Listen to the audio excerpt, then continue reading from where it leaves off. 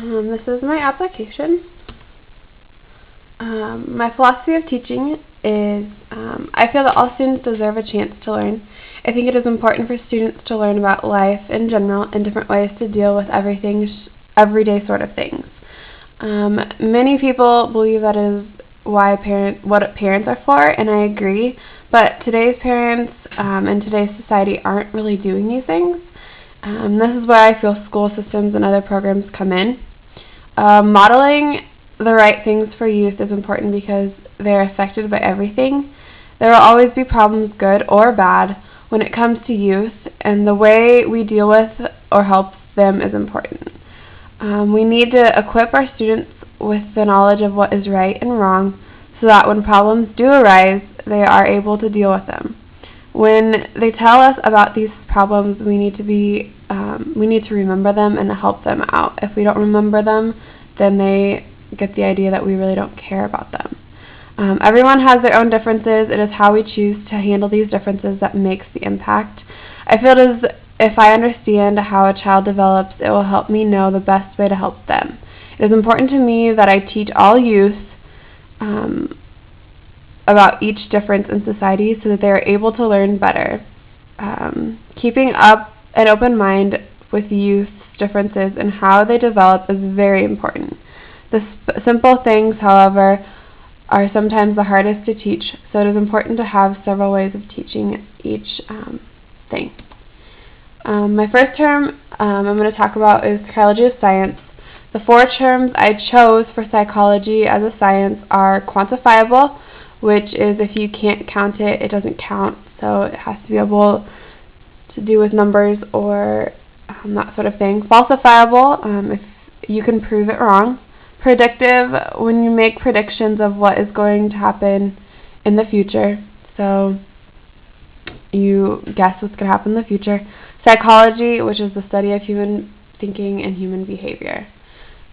Psychology is quantifiable and falsifiable, as well as predictive.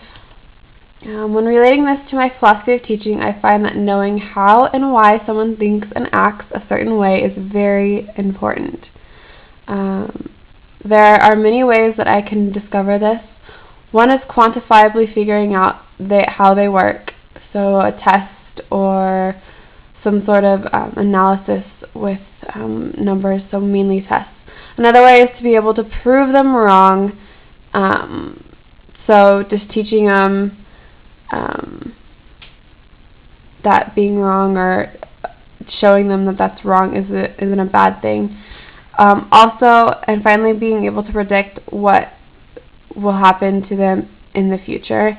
I should be able to know someone that so well that I am able to figure out what kind of path they're going down. I want to be able to show youth that being wrong is not a bad thing, but that they can learn from it. I also want to know the youth I work with very well enough to be able to know what they will do in the future and even in the next couple days that I work with them. My first question then is, can being predictive be a good thing or a bad thing? I think it could be both. Knowing what the youth are doing, have done, and will do is a part of teaching that I feel is important. And even though I'm not going to be a teacher, I feel that working with youth, you'll still have this issue that knowing what they are doing and will do and have done in the past can really shape who they are and what they are going to be. But I also could see as it being a bad with some students who are not used to people caring. An example of this would be if, say, a child was doing poorly in class and their parents didn't care, and if you stepped in and tried to help them, it could be a negative thing or it could be a positive thing. They could just be turned off because no one's ever cared about them before, or they could be encouraged by it. And they may feel that you are invading their privacy if you want to talk to them about an issue that's come up, or if you want to talk to them about like gang violence or something like that. They could get turned off by you if you showed that you cared. The second term I'm going to talk about is modeling. The 4 terms that I use for modeling are role modeling, which is a person whose behavior, example, or success is or can be eliminated by others, especially younger people. Mimicry, which is copying what someone else does. Modeling, which is showing someone how to do something. Learning, the process of discovering something or being taught something. Role models can show modeling through mimicry. Youth learn through role models and mimicry.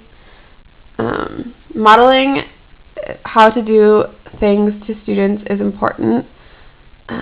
Many youth learn through actions more than words. Being able to mimic something is a way youth learn to do things. However, it is important to understand how this can affect youth. They learn from role models and what they mimic. It is important to always do the right thing because youth are always watching you. If you're a teacher, if you're just working with students, it's important to show them through your actions what is good and what is bad. I, as well as youth, can be role models, so it is important to be a role model for other role models as well. So it's important for me to show the youth who are also role models what to do because they learn from me as well, and I learn from them. The question is, can mimicry turn into a bad thing? And I think it can, because if you are doing something you should not be doing, and some youth see it, they then will think it's okay. Say you're working with middle school kids and you smoke.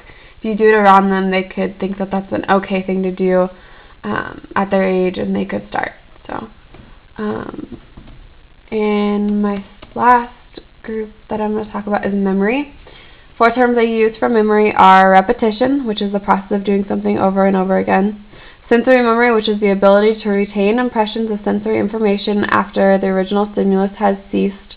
Declarative memory, which is composed of schema and is limited and slow, much like a computer system in a brain. And then there's procedural memory, which is the process of physically doing something.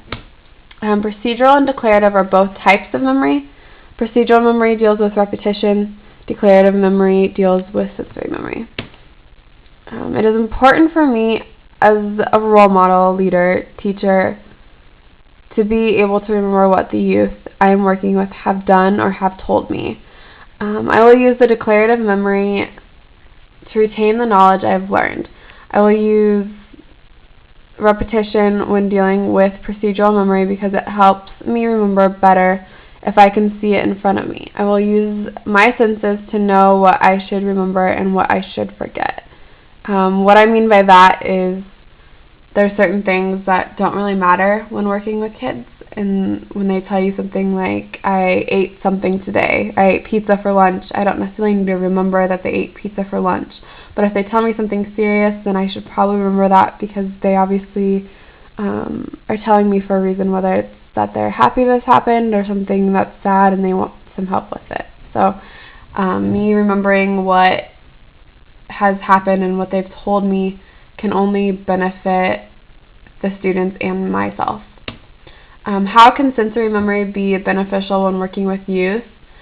I feel that there are some things that don't really matter and others that do. So when working with youth, there are certain things you should remember and other things you do that don't really matter. And I just kind of talked about that, about the little things that don't necessarily need to be stored in that computer in your head. So,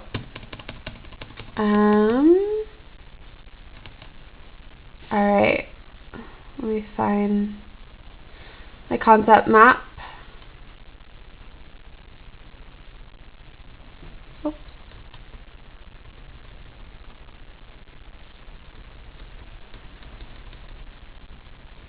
Alright, this is my concept map, how everything kind of comes together.